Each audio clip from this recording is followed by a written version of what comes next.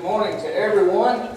Good morning and welcome to our visitors. We have several this morning. We're grateful to see you with us. I hope that you will just make yourself right at home and let us know how we can make you more comfortable while you're here with us. Hope you'll be back with us again too.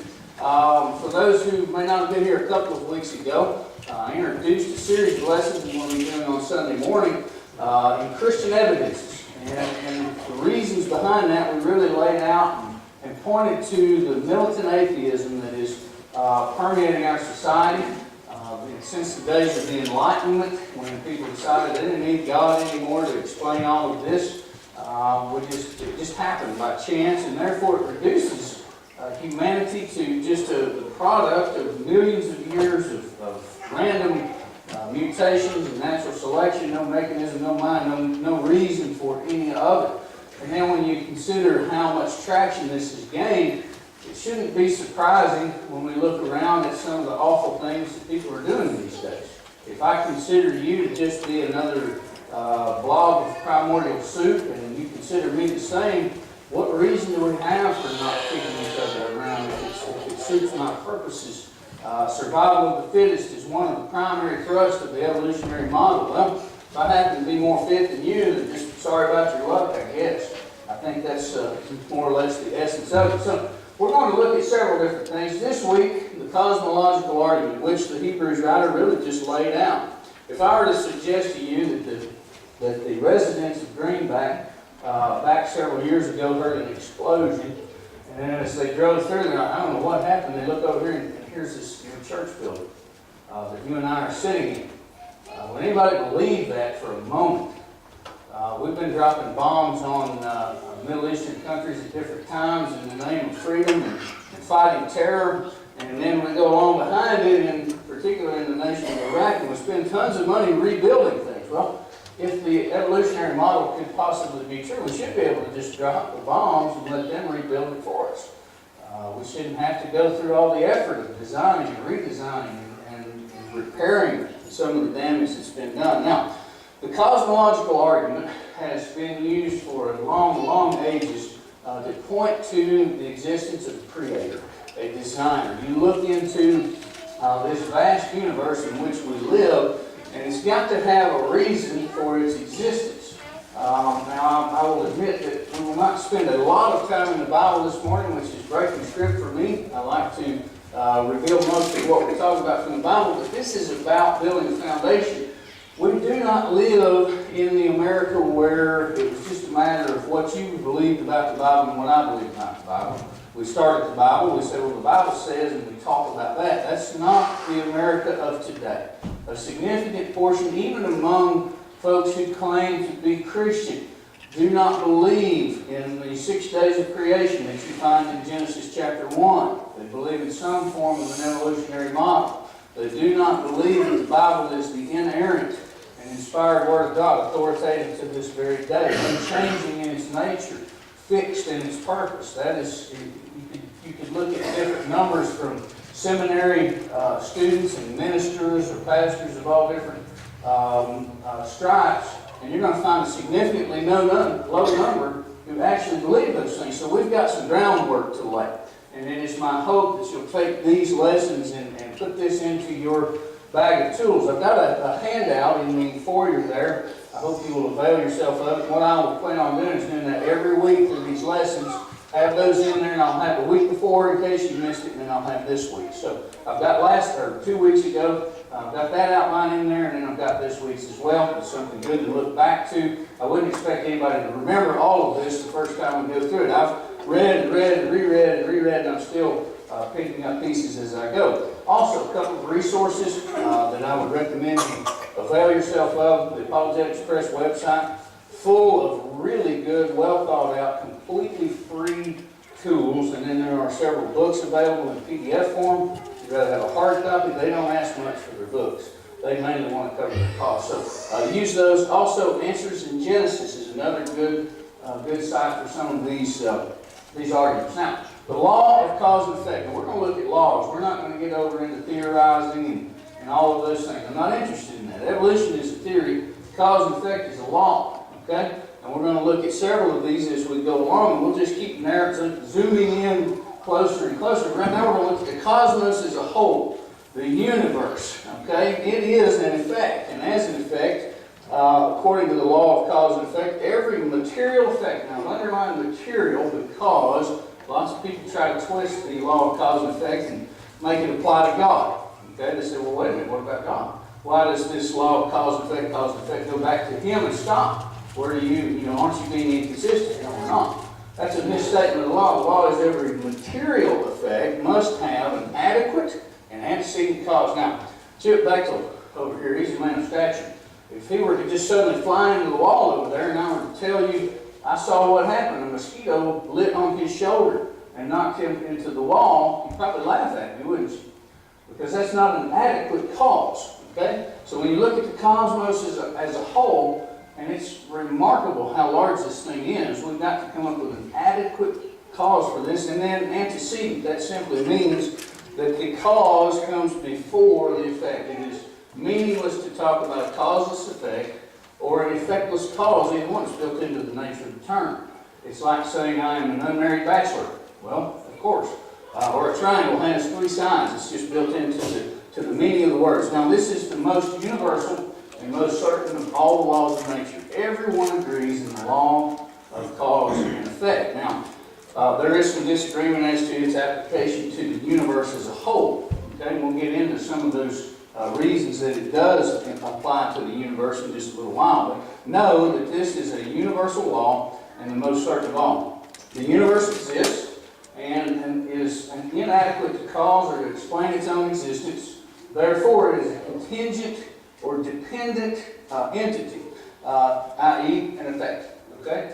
It has an effect. We apply the law of cause and effect to it. This is where we're going. This is our roadmap. As an effect, the universe must be explained by something, or someone rather, outside of itself. The universe is not self-caused, as we'll see in a few moments. And the aim of the cosmological argument, and what we're setting out to do this morning, is to provide a sufficient reason for a real world. Okay, there are some theories that try to get around this to the point where this isn't even real, it's just perceived. I don't know, I don't even think we need to waste our time answering such an absurd notion as that. We want to get into some of the arguments that are put forth. Now, 3 possible explanations, and I believe this runs the gamut. If anyone is aware of a fourth, please let me know, because I want to amend my notes here. But the universe is eternal. That's the first possibility, and it was held all the way up until the 1920s by those who opposed the creation model, the Genesis account. And so therefore it's always existed and always will exist. Eternal matter, that was the go-to argument on the part of different scientists that wanted to get around the creation idea. So the second possibility is that the universe is not eternal, but it created itself out of nothing. Okay? And that's where the law of cause and effect really comes into play. The third possibility, the one that I affirm and will attempt to demonstrate to you, is that the universe is neither eternal nor self-created, but rather it's created by something or someone who was anterior, meaning before, and superior, greater than the universe itself. An adequate cause antecedent to the universe. Is everybody with me thus far? I know it's a lot to think about and take in. That's the reason I've got the handout for you. I've got this up here for you to look at as well, to try and seal these things into our minds as we go. So the first question, is the universe eternal? That's a very important question. We'll get into certain laws that deal with this. But this is the most comfortable position because it eliminates the idea of having to concern ourselves with a first cause or an uncaused cause. We don't have to have, if there's no beginning point, then we don't have to worry about it. But there's a problem with the notion of an eternal earth, or an eternal universe, because the universe encapsulates space and time and matter. Okay, now if there's time now, then you can't go back to a point where there was no time. Time has a beginning point, and it is a succession of new moments in time. And so we can't have an infinite regress into infinity in the past. Otherwise, this particular moment could never have arrived. Okay, and I know it messes with my mind when I hear that, but it is a matter of fact. So the laws of thermodynamics, this is where they really come into play. Specifically here, the second law of thermodynamics, which is the law of increasing entropy. Okay? Entropy meaning that everything tends towards equilibrium. All right? If you ever played with a bouncy ball? I've had those before. You know, you can take a bouncy ball, and if you hurl it at the ground, it'll bounce way on up there. Okay? But the second bounce is never as high as the one before. And each subsequent bounce, it bounces less and less and less. Okay? There's a reason for that. There was an initial point where there was a certain amount of energy applied to the ball. Okay? And it has the ability to reverberate that, and that's why it bounces. But each time it loses some energy. That is called entropy. That is moving towards equilibrium. Energy is being expended, and without outside energy applied to it, it's just going to wind down to nothing. Just like winding up a watch or a clock. It takes off and it will start to wind down, and eventually you'll have to rewind it. That is outside force being applied to it. So that is the law of thermodynamics in a very simple shell. So everything that is physical, everything, we see it in our world, it's all running down, it's wearing out. Look at another passage in Hebrews, if you will, chapter 1, verses 10 and 11. It says, "In you, Lord," he points to the cause, right? It says, "You laid the foundation of the earth in the beginning, and the heavens are the works of your hands. They will perish, but you remain. They will all wear out like a garment. Like a robe, you will roll them up. Like a garment, they will be changed. But you are the same, and your years will have no end." Now, how did the Hebrews writer, nearly 2,000 years ago, understand the second law of thermodynamics when we didn't figure it out until the past 200 years? That's a remarkable concept. He knew that the universe was winding down, but from their perspective, there was no way of knowing that, no way of seeing that. Just another interesting little tidbit, but it's true that all matter is winding down. Left to itself, things in nature tend toward chaos and not order. Next week's installment will be the teleological argument, where we look at design and how there must be something that is keeping this stuff in check. Now, if you'll back up just a little earlier in this same chapter, remember I mentioned that there has to be outside force applied to a thing in nature to keep it going. Well, you wonder why this orderly thing that we call our solar system just keeps on chugging along. The sun seems to go around, or we go around the sun rather, but it appears from my vantage point that the sun rises and sets every day. And we can even tell what time it's going to go down next week. You know how we do that? Because it does it on such a clockwork. It's so amazing how timely this all is. And that's supposed to happen by accident. But notice Hebrews 1 verse 3. Here speaking of His Son, God's Son, in whom, or through whom He created all things, or created the world. He is said to be the radiance of the glory of God and the exact imprint of His nature, and He upholds the universe by the word of His power. He upholds the universe by the word of His power. The fact of everything that's got to be taking place in our universe in order for life to be sustained right here on this earth is remarkable. And we'll look into some of those later on down the line. So, everything physical is running down. And the second law, with that statement, points to two inescapable conclusions. You can't get around this on the basis of what we have observed. First, there was a beginning where all energy was available for use. Okay? At some point in the universe's history, a beginning point, all of the energy was available. What we see happening right now is the galaxies are spreading out. The universe is expanding. Okay? Meaning it's winding down. And we know this, and scientists have discovered that, and that's why several decades ago now, they were able to actually write the obituary for the eternal Earth model. We see this. We see it actually taking place. So there was a beginning point. If it's winding down, there had to be a beginning point where it had all energy available, and it also points that there will be a time in the future left to itself where there will no longer be any energy available for use. That is known as heat death or entropy, as the scientists call it. Now, these are inescapable. And it's called the law of thermodynamics because, as far as has ever been observed, there is no known exception to this.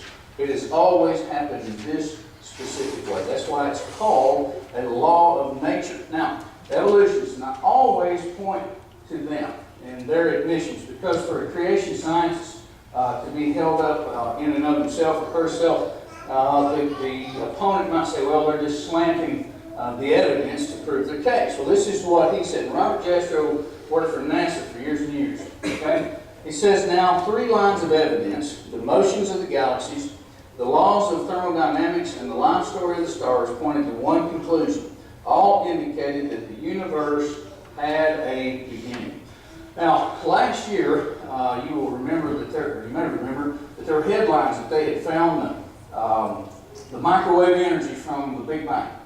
Okay, inflationary theory of a beginning of exponential growth of the universe was said to have left behind some waves that you could pick up, and they thought they found it. Well, it turned out being just cosmic dust, and they now know that, even though headline after headline came out saying it's not a theory anymore. We've proven the Big Bang true now. And then they had to walk that back. But they didn't walk it back nearly as loudly as they said it forward. It gets a front page, a front cover when they say it's discovered, and then they put it somewhere in a small print back column whenever they retract it.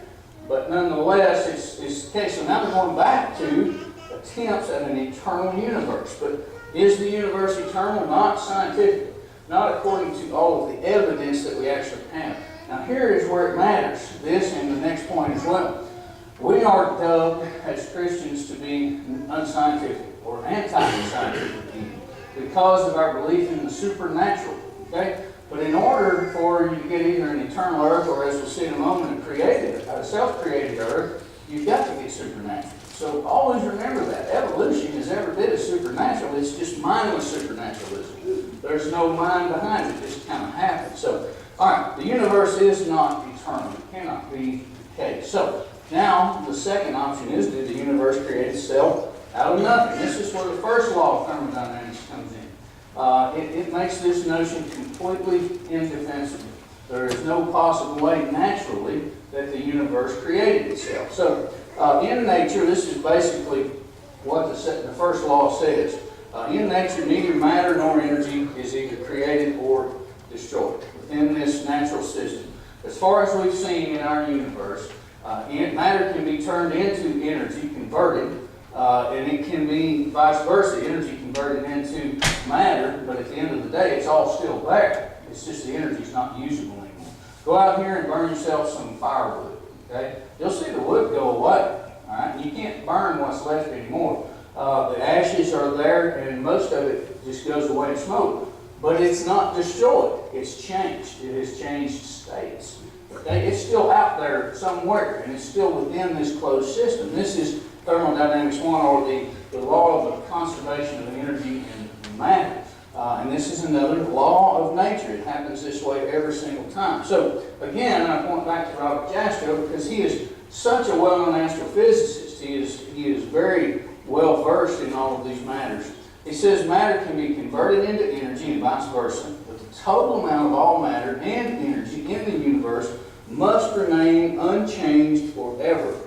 Okay, this is the law of thermodynamics 1 to a T. It says it is difficult to accept a theory that violates such a firmly established scientific fact.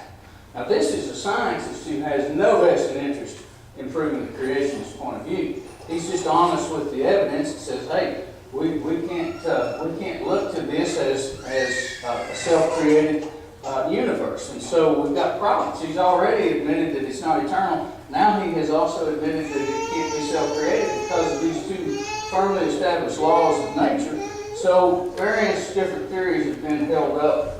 And I'll give you just a brief rundown because we can talk about these forever. And most of it, I don't think it's real language. Because when you're talking about things that are dreamed up in your mind, these will show up from time to time on like your Discovery channels and Nat Geo and all of those things, but really they ought to be on the Sci-Fi channel because that's really all they are. It's just science fiction. There's no basis in science. Now, the steady state theory was the first one to try to attempt to go back to an eternal universe. This was back in 1948, I believe, was when this was first set forward. When it says that as the galaxies recede, new matter is drawn in out of nothing. So, yeah, it's expanding, but you've got new matter coming in, filling the void, so we can just go back for an eternity. Okay, the problem is there's absolutely no evidence of this. It has never been witnessed or observed in any fashion. Though we can clearly see the galaxies receding, we cannot see any new matter being drawn in. So It's just something that was made up. It didn't last very long. Very few of even their peers went along with this. The next one is oscillating models. So basically, the universe has expanded and contracted for eternity. So you've got this little cosmic egg, they call it. The Big Bang is called the standard model. You have a cosmic singularity, as they call it, or a cosmic egg, as some people call it. And it just, for no known reason, it blew up, and it gave us everything that we have. And it expanded very quickly at the beginning, and is still expanding now today. Now, we are supposed to believe, now this cosmic egg is alleged to be smaller than a proton, okay? A proton. Now this Earth that you and I are standing on, I myself, and the stuff I was made of, and the stuff you're made of, and then you go on out, all of our planets in our solar system, and then you get on out into, within our galaxy, there are billions of stars that we know of, and it's now coming clear that there are billions of galaxies, and allegedly it all fit into a cosmic egg smaller than a proton, which you have to have a microscope to look into.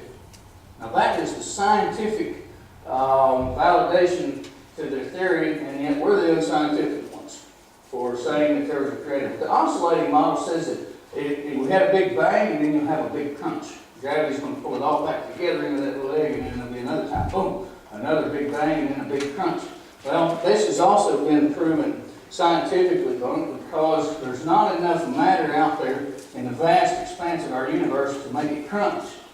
The gravity cannot get a hold of it enough, and that's been actually measured. So this has largely been abandoned as well. Vacuum fluctuation, see what I mean? These things don't really mean anything. It says that our universe is but one of a great many miniature universes that is produced by subatomic energy fluctuations, creating matter within the eternal universe as a whole. So you've got a universe as a whole, which, by the way, the word universe means one happening, really. It is the sum total of all matter, space, and time.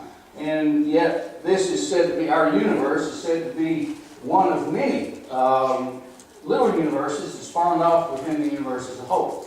Again, there's just one problem with this. There's no observational science behind it. There's no reason, no good reason within nature or anything beyond the imagination of someone's mind to believe in such a thing. Okay? So, whatever subatomic energy fluctuations are, I don't even know what that means. And there's very little attempt to offer an explanation. The next is chaotic inflation, which chaotic applies really to all of this. It's expansion in one domain that always gives rise to another domain on off into infinity. So our universe is one domain, and as it continues to expand, it will reach a certain volume, and then it will spawn off another. And ours was just spawned off of some other domain, and you go on eternally. Again, no scientific basis for this. Then quantum gravity. This eliminates the differentiation between space and time. Okay, so you've done away with time, and you've made it part of space, and that gives us a timeless universe. So you avoid the issue altogether. The problem is, we know that there is a difference between space and time. The two are not the same thing. And so all of these share, this one thing in common, and that is that there's no scientific evidence behind it. String scenarios. This replaces building blocks of matter. We know them to be particles. Some call them quarks. But now it's strings of energy that make up matter. It's just, all of it is just feeble attempts. There's no evidence whatsoever. No one has ever observed anything that points in this direction. It's just sitting around saying, okay, we know the universe isn't eternal. We know the universe couldn't create itself, so we've got to come up with something better. We've got to come up with something, because the only thing that's left is a creator, and we're not going there. I don't care what we have to say. I've got enough initials at the end of my name that I can convince the masses that this is what happened. And I can come up with words that no one on earth will ever understand. So I've got to look smart enough that you've got to believe this. Now, one thing that all of these hold in common, if you'll notice, is that there was something material there at the beginning of it. There's no explanation for where that came from. This cosmic egg, nobody's offered to eat a cosmic chicken. And then if they did, they'd have to explain because of the chicken. And then, on and on we go. Anybody ever seen a chicken that didn't come from an egg? Anybody ever seen an egg that didn't come from a chicken, other than not chicken eggs? But you get the point. Okay? So no chicken, no egg, no egg, no chicken, and on we go. So we come back to a first cause. And that is the crux of the cosmological argument. Now, so we know it's not eternal, we know it's not self-created, so what's left? Well, was the universe created by something or someone outside of itself? This is the position that I strongly espouse, and that I'm convinced that all the scientific evidence supports. When I look at how other things are, when I look at how every house has a builder, and I can say, well, this house, this universe has a builder too. Since the universe is neither eternal nor self-caused, it's got to have an external cause. There's no way around it. I can't think of a fourth option, and no one else has come up with a good one. So some of the conclusions that we can draw about this cause or creator of the universe are very evident on the basis of what we've already looked at with the law of cause and effect. One, it had to exist before the universe did, because every effect follows its cause. It's meaningless to talk about an effect that comes before a cause. It just can't happen. It is physically impossible. Next, it had to be superior to the created universe, because an effect is never greater than its cause, right? It just doesn't work that way.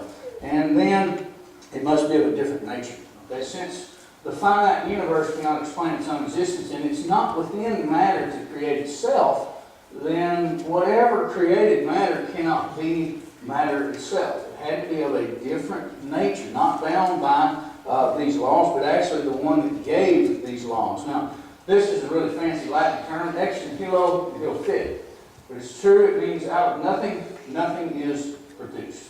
Okay? That's why you're not driving down the road and you have phantom cows just whoop, pop up right in the middle of the road. They don't happen that way. They might walk out in the road, but I guarantee you trace that cow back, you're going to find a mama cow and a papa cow. That's what you got. And it always happens that way. No one has ever witnessed anything come out of nothing. Now, some have even gone so far as to give us a different definition of nothing.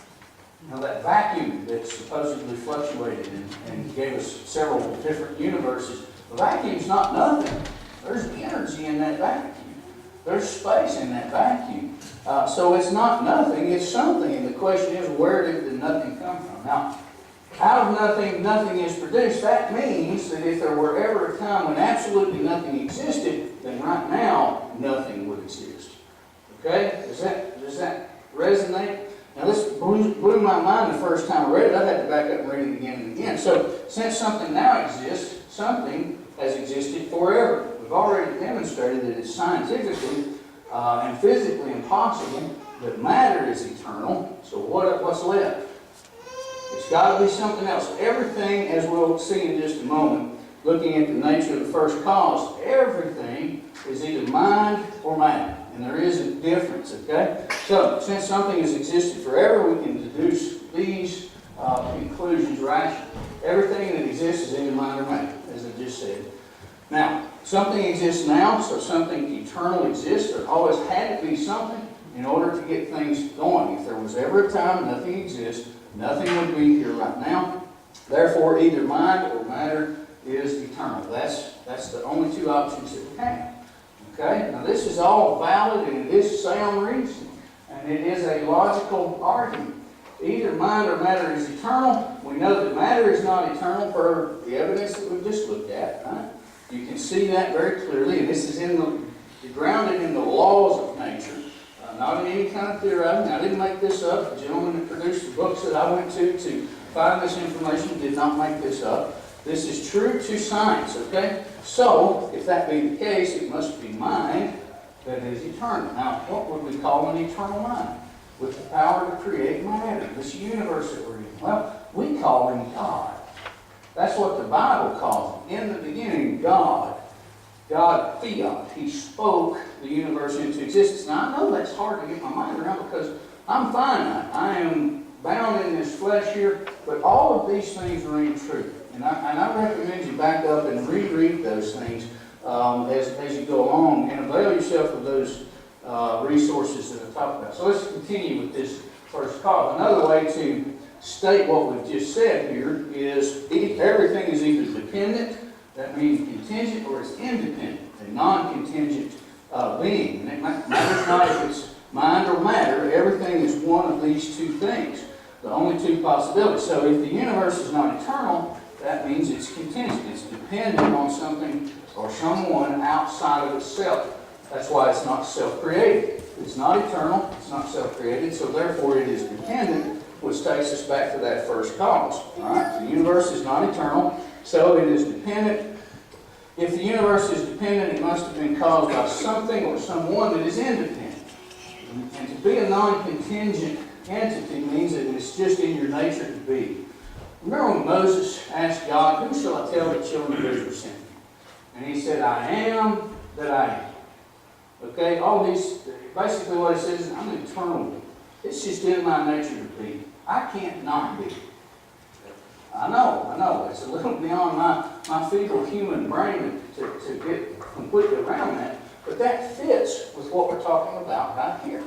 And in Exodus chapter 3, that's precisely what God told to Moses. I am that I am. So, the universe being dependent, having to have a cause that is independent, the universe was produced by some eternal and independent force. Okay? Now let's think about that for just a moment. The nature of God per the Bible. Does the description of God in the Bible match up, and does it fit the bill to be all of these things? If not, we need to look elsewhere, right? We know for sure that on the basis of the laws of science that this universe has a cause that was here, that's somewhere before this, and is greater than this universe. It's estimated right now, from what we know, that our universe is about 90 billion light years across. Look that up sometime. It's mind-boggling. Our sun is 90 million miles from here. Okay? Just get your mind around that. And I don't even know the numbers. I don't know how many miles that is across that we've estimated this thing, but it is gargantuan. Now, God is spirit, per John 4:24, right? Now, Jesus in Luke 24, he startled his disciples, and they thought they'd seen a ghost. And he says, "Here, feel my hands." He says, "See that I am flesh and blood." He says, a spirit does not have flesh and bones. So God does not have flesh and bones. That answers to the different nature of the first cause, doesn't it? So he's good to go there. He has to be of a different nature. Since he is not matter, he must be mind. Since it is mind that is eternal and not matter, then God is what he says he is in Exodus 3:14. It makes sense, right? He is before and of a different nature. Therefore, he is sufficient to explain it. God is a non-contingent being. I want you to take a trip with me just for a moment to 1 Chronicles chapter 29, verses 14 through 16. Some statements about the nature of God here. David praying in the assembly, he says in verse 14, "But who am I and what is my people, that we should be able thus to offer willingly? For all things come from you, and of your own have we given you. For we are strangers before you and sojourners, as all our fathers were. Our days on the earth are like a shadow, and there is no abiding. O Lord our God, all this abundance that we have provided for building you a house for your holy name comes from your hand, and is all your own." He recognized him as the first cause. Another very powerful statement I want us to look at is in Psalm 102. Psalm 102, verse 25. This is repeated in that passage in Hebrews chapter 1 that we looked at just a moment ago, where he says, "Of old you laid the foundation of the earth, and the heavens are the work of your hands. They will perish, but you will remain. They will all wear out like a garment. You will change them like a robe, and they will pass away. But you are the same, and your years have no end." So he is prior to it. He's of a different nature. He's sufficient to explain the universe in which we live. So the biblical picture of God answers to the scientific evidence of the contingency of the universe. And it says it in outright terms, just like we've talked about before the scientific discovery of these facts. And we now know these things to be true by virtue of science, of actual observational science, not just theorizing and hypothesizing. So, here's the difference in the two models. You're either created by God or there's something else. One of these various schemes that have been come up with has to be embraced. So either matter only or matter plus mind explains the existence and orderliness within our universe. Okay? I believe it was Sir Isaac Newton had a model of the universe sitting on his desk. An atheistic colleague came in and said, "Wow, that's fantastic. Who made it?" He said, "No, it just made itself." And he got the point. There was no way that that little model had made itself. And he knew it, and yet he was willing to apply the opposite logic to the existence of the real solar system. So, matter only means that it's by time, chance, and the natural properties of matter. It is not within the nature of matter to create order or to last forever. Okay? It always tends toward chaos unless an outside force is applied to it.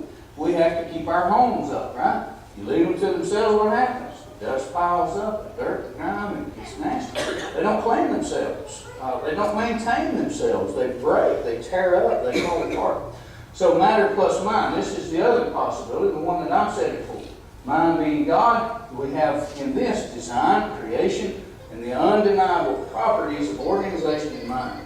When we get into some of the things that are happening right now, as you and I sit here, and all that's got to go on to keep this earth from being blown to bits or being frozen, it's just remarkable. There's no possibility that it's happening by pure accident. So the question is this, and this is all we've got to do. Which offers the greatest explanatory power? That's the essence of science. I'm going to look at all of the available evidence. I'm going to reason about it properly, and I'm going to follow that evidence, whichever has the most explanatory power. Now, folks can choose to believe that this is all one big cosmic accident with no aim, no purpose, and that somehow, some way, our solar system just keeps on turning around at the tens of thousands of miles per hour that certain parts of it are. And here we are, day in and day out. And it works so well, we've been able to build a calendar that is pretty precise. Okay? We have to have a leap year because it's slowing down. And we have to add that in there to catch back up. And so all of this evidence is there for our taking. If this morning you have chosen to believe the things that the evolutionary community has been spoon-feeding people since their childhood, and you have cast off the notion of God because it's unscientific or whatever the case may be, now's the time to embrace it. He's the only one that can explain why we're even here and what it's all about. He's the only one that can stack up to the real scientific evidence that is out there. We're going to be looking at a lot more of it as we go on. But I hope this is enough to wet your whistle and really get you interested in this. It's important. We need to be able to answer the critics out there. Ben Carson, I'm not concerned about anybody's particular thoughts on him or any other, but he was chided by some very well-known talk show hosts because he doesn't believe in evolution. How can any educated person not believe in evolution? This was on a big nationally produced television program. Well, that's a mindset. That's a common mindset that's out there. Well, how can anybody that's educated not believe in a creator as opposed to just random chance? That's the question we're posing right now. If you are a child of God and you have strayed from your faith, if you have lost that sense of the real life nature of God, He is real. His Son is real. His Bible is real. It is true. He stands ready to receive you. You can turn back to Him at any time. That's the beauty of the God we serve, and that is His invitation to you this morning as together we stand and we sing.